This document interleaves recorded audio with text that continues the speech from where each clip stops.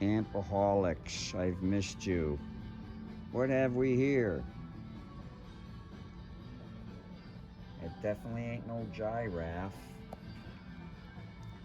It's a cool Bandmaster that hails from 1966. Looks almost original. It's missing the chassis straps. I don't know what's going on there. Let's flip it around. I'm pretty sure those are original trannies. This I'm not crazy about. And it becomes even more in the cheese dick category when you see that it's right through the serial number. Could you have possibly put it in a better spot? No. Tube chart back there. I don't know if you can see it. PJ. Whoops. Sorry for the camp. PJ. 10th month of 66. I've had several 66 amps, and I want to tell you, they definitely shine. So yeah, very awesome so far. All right, it looks completely unmolested, except for that orange drops. Now, why would they do that? No fear, I've got some replacements. I thought it was a 66, but I have to verify that. Let's see. Yeah, we're gonna look for some pot codes here. Anyways. All right, check that out. Original filter caps. I forget how to read the date codes on these, but they look original for sure. Original tubes. Nice Sylvania. Sylvania.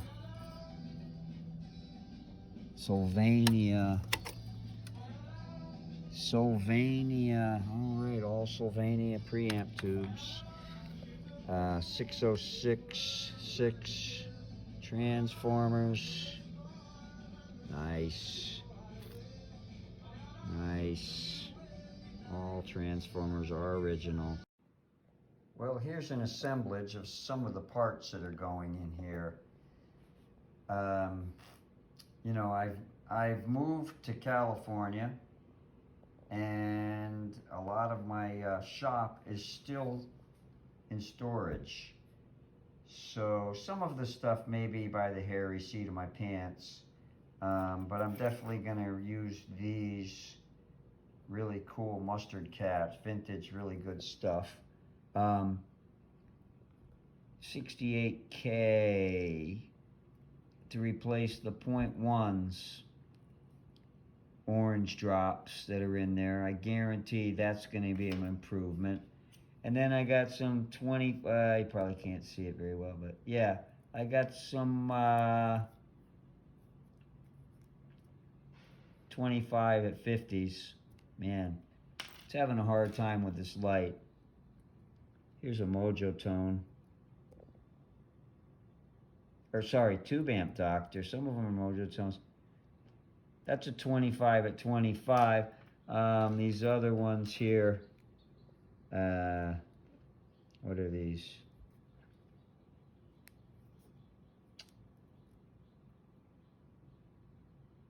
These are the Mojo tones, 25 at 50. Who knows how good they are? They're probably okay. I'm gonna, because this thing is so mint and original, I'm gonna take the time to stuff the old cap cans. What the hey? Anything for amusement before the sun goes supernova.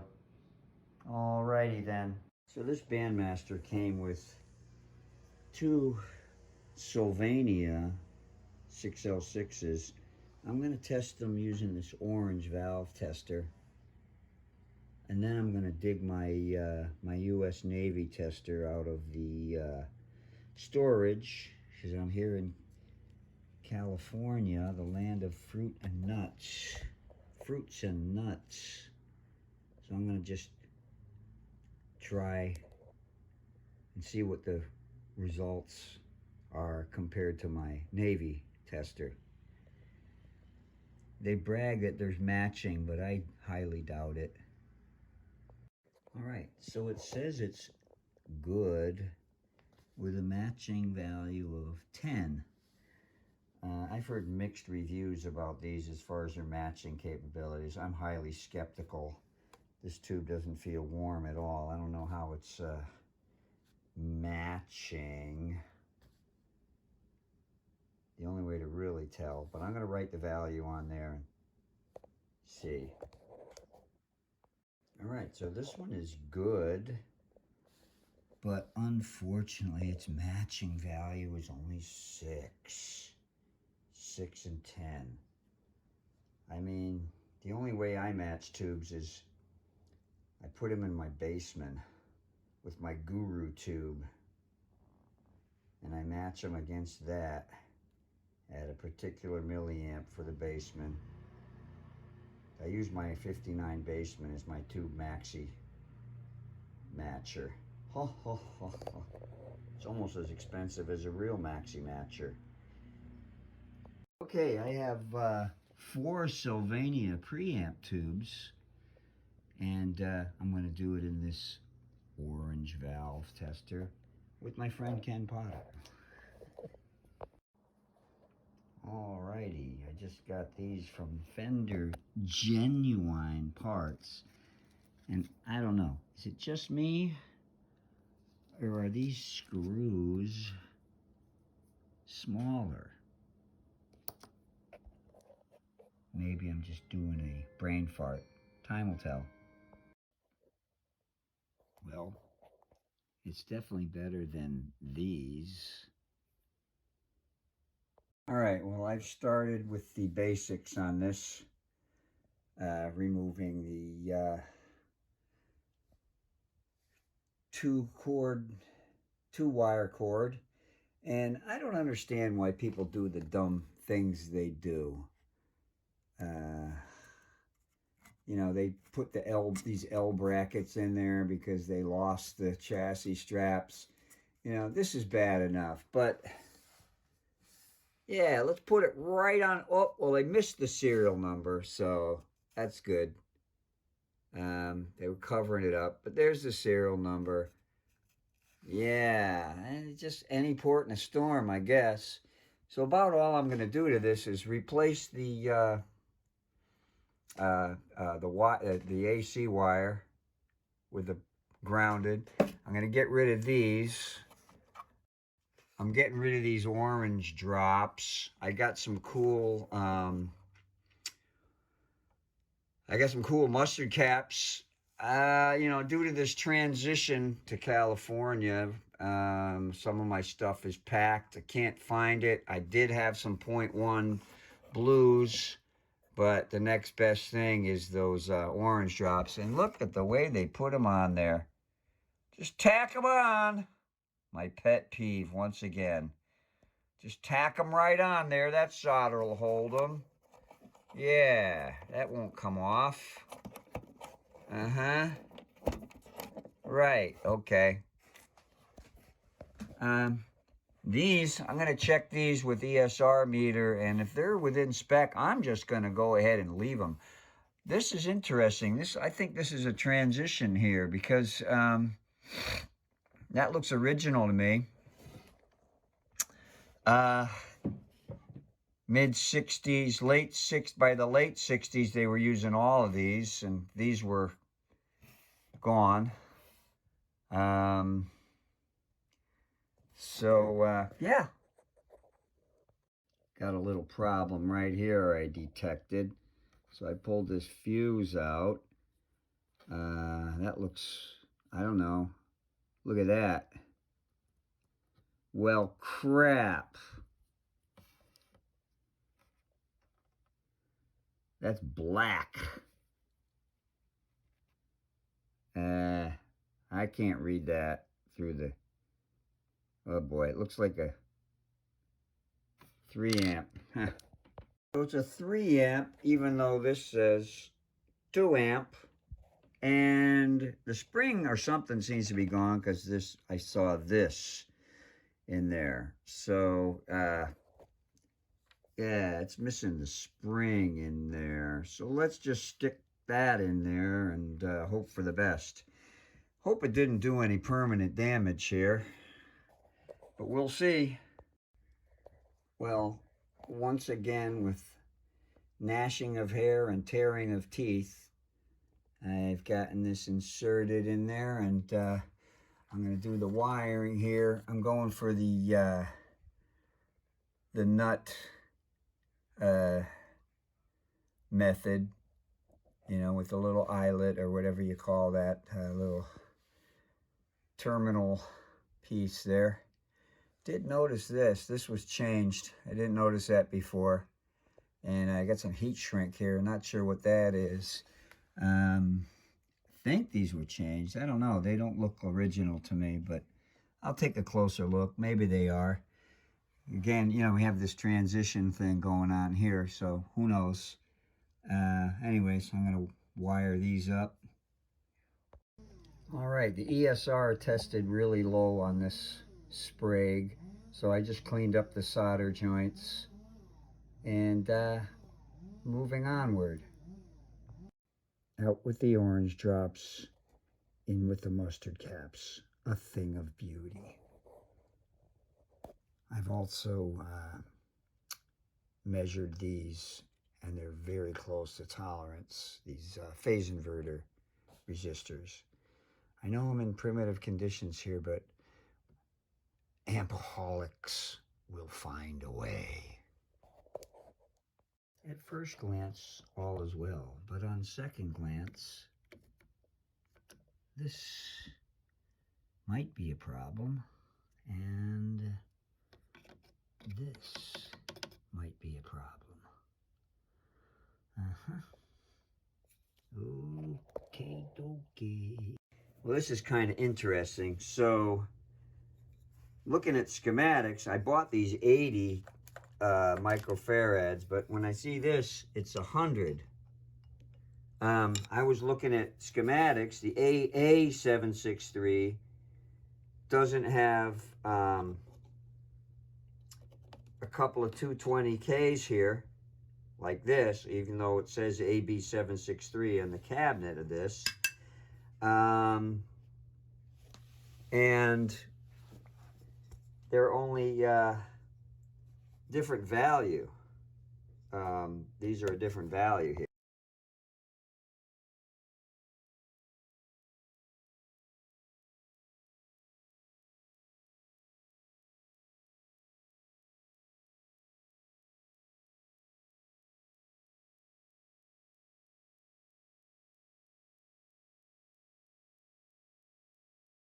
Sorry for the lighting, but my tube chart clearly says AB763.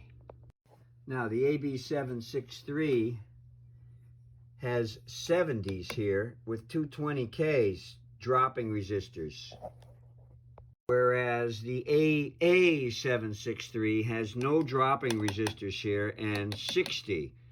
Now, this is the third example. This has no dropping resistors and 100 microfarads. So I'm kicking around. I'm going to put dropping resistors here. A couple of 220Ks here. I've never seen an amp without dropping resistors, and I've worked on tens of Fender amps. So I'm going to end up doing the dropping resistors here, here and here and here. All right. I think I already pointed this out, but once again, this thing got toasted. It's reading almost 6. It's supposed to be 470 ohms, and it's up about almost 6,000. So, and whether it reads or not, that thing got toasted, so I'm going to replace that too. Alrighty, got this one pulled out already. Oh, they do have the 220s there. That's right, I knew that. All right. Probably another one nestled under there. Yep, there it is. Okay. Take that back, but it still doesn't change that these are hundreds here rather than the 60 on the AB 6763 and the the 70 and the 60 on the AA. So yeah, onward. And like so. Got a nice 5-watt 4.7K in there. Alrighty. I'm done with all the preliminary replacing and rewiring here. Here's something I didn't know before. I wonder if this is a worker from the mid-60s Fender factory, Sharon Smith. Looks like it could be that old. I don't know. I've never heard tell of that, but here you go. Could have been Sharon Smith. Okay, good news is I've got minus 59 bias voltage. I've got high voltage coming off of there, off of the diodes, DC voltage. And I've tested all the AC voltage going all the way down the line. I got the 6 point something or other going to there, AC voltage. So good, everything's looking good here. I can actually hunt down a couple of speakers and fire this this sweetheart up. First, before I do that, I think I'll clean these pots out a little maybe, or just not test them and then see if they need it. So yeah, it's looking good here, looking good. Alrighty, here I am in California. And this video is showing that where there's an LA, there's a way. Even though my shop isn't set up properly here in the land of fruits and nuts, I mean California, I've taken the liberty of borrowing my friend Ken King's Encyclopedia Americana from 1956 for this amp stand. So I'm gonna fire this up in a minute. I have the I don't have a speaker cabinet, so I got this wired to 2 different 8-ohm speakers for a load of 4 ohms. So I'm gonna put it on stand, flip that up. Hey, the light works. What do you know? And I got my famous Bill O'Dell bias meter here. So now I'm going to crank this on and turn the volume down to make sure it's not going to go crazy on me. And check the bias here. I got a mismatched set of tubes. The bias is set pretty good. I mean, it's not like super mismatch, but it's enough so that I would want to hunt down a better match set. Right now it's reading at about 32 and 22. I can actually pump this bias up right here a little bit. Yeah, so I'm cranking it up to where, yeah, they're pretty mismatched. So I'm gonna keep it a little low so the tubes don't fry. Turn the volume up a little bit here, and got sound, and you can see the light working, got your bias working. Looks like everything's good. I just got to haul some tubes out of ye old storage area and get a nice match set. and test this sucker out. Alrighty, onward. All right, here's my first cut using a coping saw to cope with things. Gotta just clean up a little bit here, straighten this out a little bit with a nice file. And yeah, from a 1969 cabinet. Yes, the Pack Rat, Professor Pack Rat strikes again. Well, I wonder if this qualifies as a baffling experience. Or maybe I'm gonna have to file it as a coping mechanism. I don't know. I'll get back to you. All right. Little 3M Super 77. Glued my original Tolex onto the newly made back cover, and a little bit of weight, and I'm just gonna go away and leave that for a day. All right, so I've got the basic surface glued down here, and I've made the cuts and starting to glue down the corners here. Put a little triangle in there. All right, sorry about the camera work. It's early. Yeah, here we go. And like that. I'm using my trusty Weldwood contact cement to glue this down. Pulling it tight. Oh yeah. Well, small dog, that's good enough for who it's for. Late 60s wood, late 60s Tolex, glued down.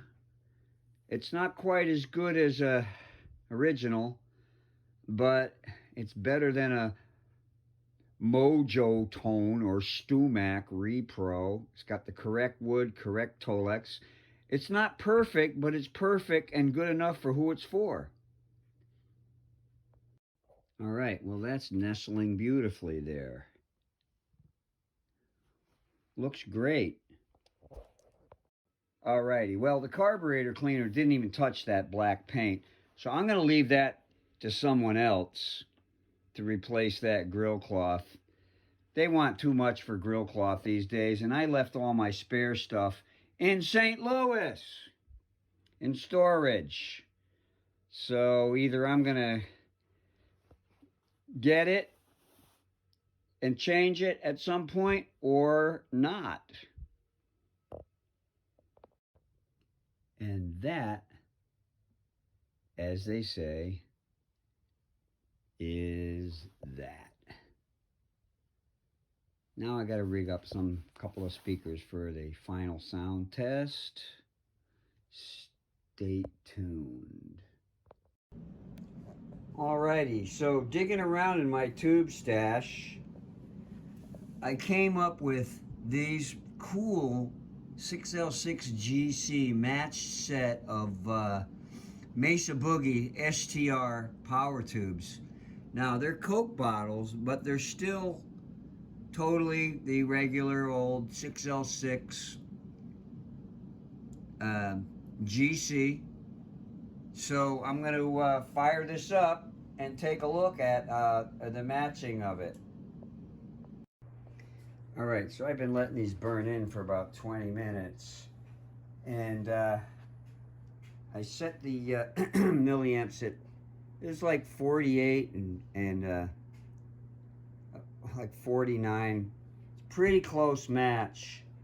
And my calculations were here at 48 milliamps, 440 volts. Whoops, it's down to 437. Let me recalculate that. Hang on a second.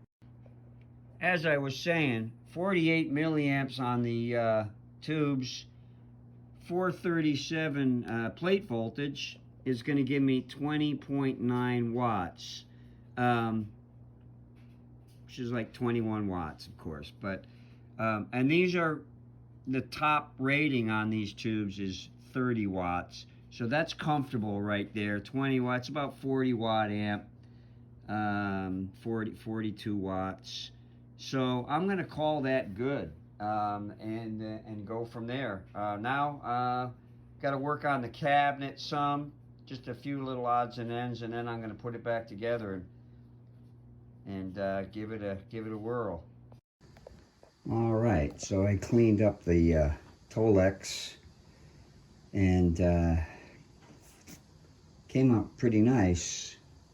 Now I'm gonna hook up a couple of speakers and give it a final sound test.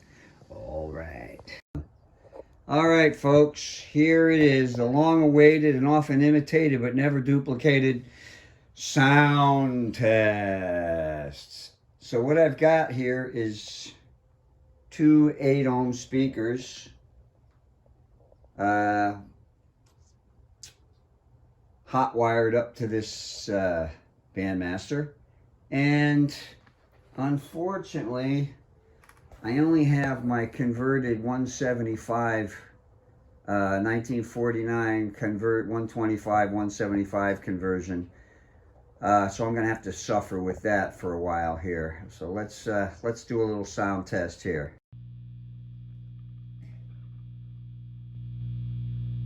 All right, here we go with the magic 666 setting on the tremolo setting.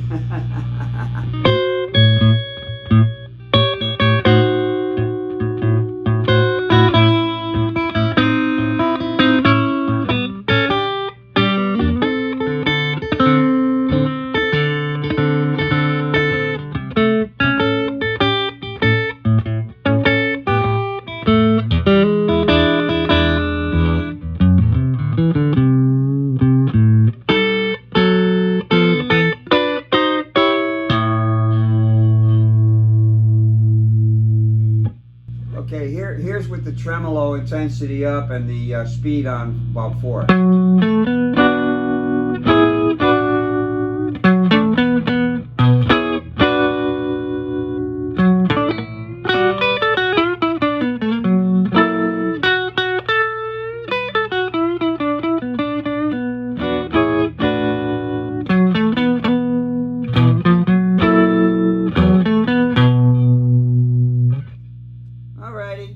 Well, that's about it. I'm not going to crank it. You know, the neighbors are going to get mad at me if I crank it. I got it, this is like 7 o'clock in the morning. So anyways, that's what I got. Thanks for watching. Hope this helps.